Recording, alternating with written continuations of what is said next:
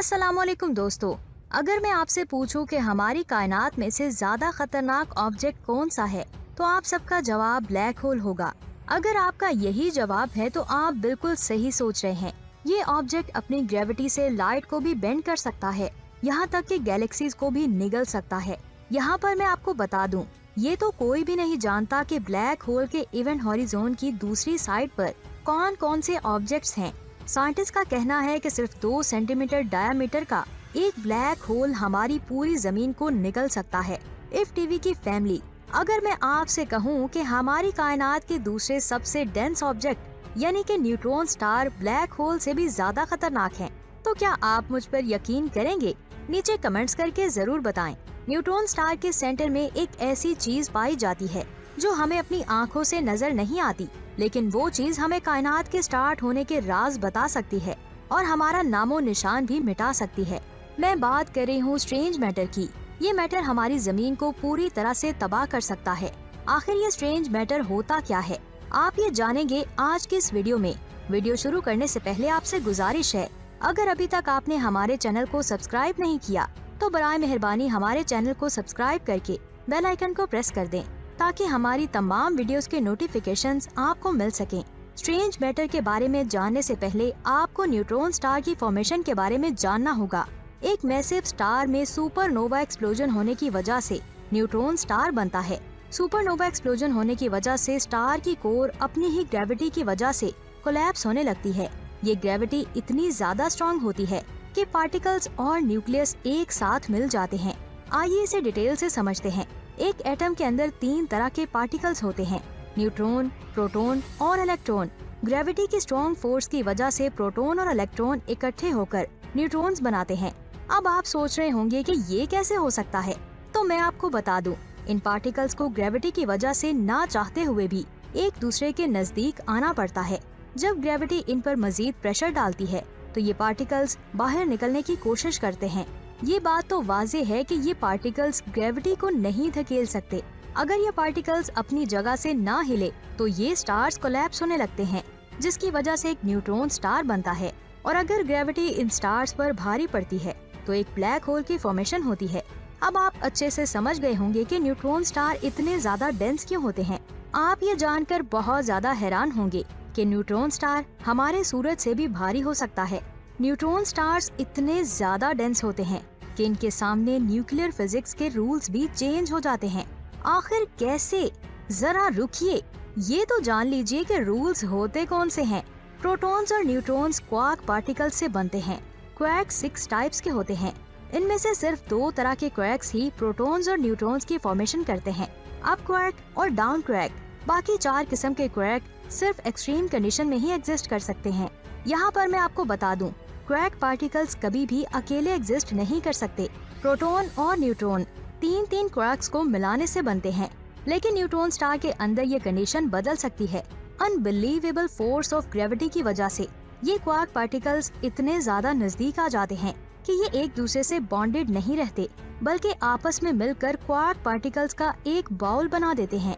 अब क्योंकि ये सारे क्वार्क्स ही होते हैं, इसीलिए हम इन्हें क्वार्क मैटर कह सकते हैं और इस मैटर से बनने वाले स्टार्स को क्वार्क स्टार कहा जाता है। यहाँ पर एक सवाल आता है, क्या हो अगर हम क्वार्क मैटर पर और भी ज्यादा प्रेशर डालें तो? नहीं, इतना भी ज्यादा प्रेशर नहीं डालना कि ये ब्लैक होल बन जाए। लेकिन अगर हम इस प्रेशर को थोड़ा कम करें तो क्या होगा?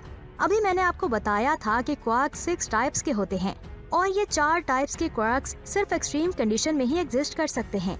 इन क्वार्क्स में सबसे ज्यादा खतरनाक स्ट्रेंज क्वार्क है। अब यहाँ भी स्ट्रेंज क्वार्क भी बनने वाला है। ये स्टार डेंसिटी के तमाम लेवल को क्रॉस कर देते हैं। ये इतने ज्यादा स्टेबल होते हैं कि इन्हें डिस्ट्रॉय करना नामुमकिन होता है।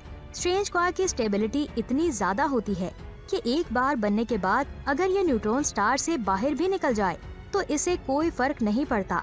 इन स्ट्रेंज क्वार्क से बने मैटर को ही स्ट्रेंज मैटर कहते हैं। ये मैटर हर चीज को तबाह कर सकता है। क्या हुआ, यकीन नहीं हो रहा? तो आइए अब मैं आपको स्ट्रेंज मैटर की खौफनाक दुनिया में लेकर चलती हूँ।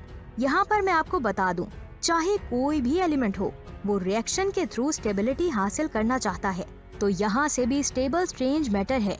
जब कोई ऑब्जेक्ट स्ट्रेंज मैटर के कांटेक्ट में आता है तो वो भी इसके स्ट्रेंज क्वार्क की पुल का हिस्सा बन जाता है।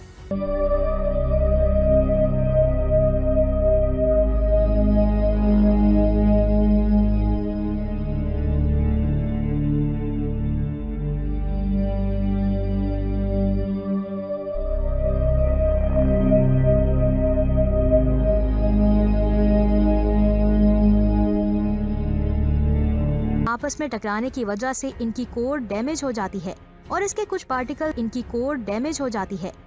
कुछ पार्टिकल्स आउटर स्पेस में रिलीज हो जाते हैं। स्ट्रेंज मैटर के इन छोटे छोटे पार्टिकल्स को स्ट्रेंजलेट्स कहते हैं। ये स्ट्रेंजलेट्स मुसलसल स्पेस में उस वक्त तक घूमते रहते हैं जब तक उनका टकराव किसी और ऑब्जेक्ट से ना हो जाए। अगर ये हमारी जमीन से टकराते हैं तो जमीन के तमाम एटम्स स्ट्रेंजलेट्स में बदल जाते हैं और हम सब स्ट्रेंज मैटर के बन जाएंगे।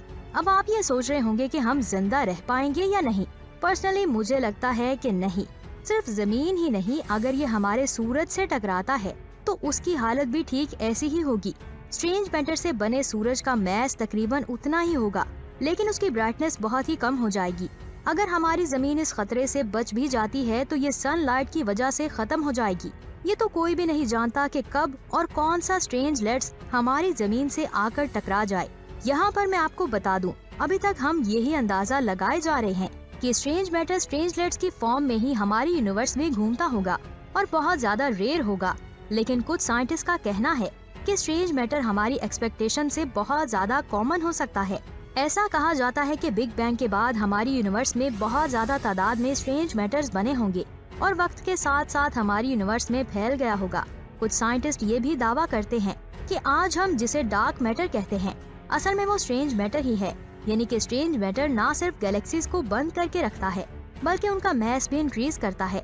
स्ट्रेंज मैटर की फॉर्मेशन को डिटेल से समझकर हम हमारी यूनिवर्स के स्टार्ट यानी कि बिग बैंग के बारे में भी बहुत कुछ जान सकते हैं। जब इंसानों ने पहला टेलीस्कोप बनाया था तब ये कोई सोच भी नहीं सकता था कि हमारा सोलर सिस्टम और हमारी यूनिवर्स इतनी ज्यादा बड़ी होगी। लेकिन आज हम अपनी यूनिवर्स के बारे में बहुत कुछ जानते हैं। न्यूट्रॉन स्टार की स्टडी भी साइंटिस्ट ने कुछ सालों पहले शुरू की है। हो सकता है कि फ्यूचर में हम इनके बारे में मजीद जान सके और इसके साथ ही स्ट्रेंज मैटर के बारे में भी डिटेल से जान पाएंगे। जैसे जैसे हम एडवांस हो रहे हैं वैसे वैसे हमारे सामने चौंका देने वाली डिस्कवरीज आ रही हैं। वैसे आपकी इस बारे में क्या राय है? नीचे कमेंट्स करके जरूर बताएं।